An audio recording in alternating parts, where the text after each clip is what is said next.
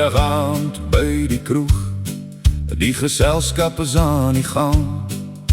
Die stories word al groter soos die aand al langer hang.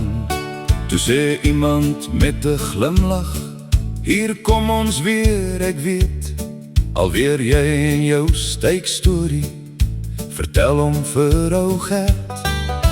Die manne rolle oë en glimlach weer, want hulle weet wat kom, hulle het die storie alle 100 keer gehoor.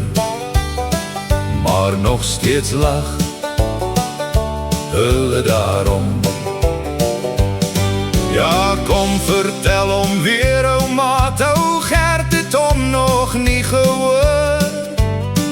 Toe lig ek my glas en maak my keel skoon en begin weer van voor.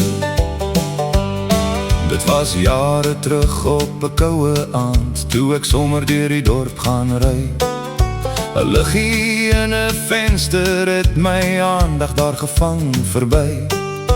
Die plek was vol van lag en praat, die mense vrolik soos altyd bly. Ek stap in en kry 'n tafel en bestel vir my 'n styk ete, nie wetend wat nog voor lê vir my.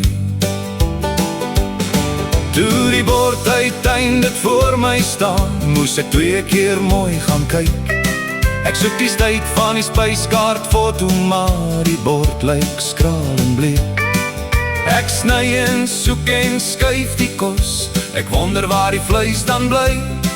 Maar ek hou my mond en eet maar verder, tot die kelner nader kom vir my.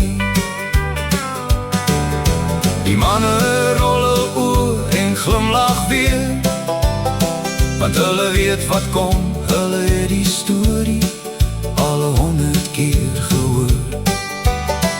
Maar nog steeds lag hulle daarom. Toe ek klaar geëet het daardie aand, vra ek vir hom die rekening. Hy glimlach hofflik soos 'n pro en vra toe met belangstelling: "Meneer, sê my net voor u gaan, hoe het u die vleis gevind?" Ek tel die klein stukkie tamatie op en daar lê hy toe vir my en loer. Nou elke Vrydag aan by die kroeg, as die lag weer deur die vertrek omsweef, sê iemand: "Vertel vir ou Gert van die steek." En die storie bly maar leef, en daar lê hy toe vir my en loer.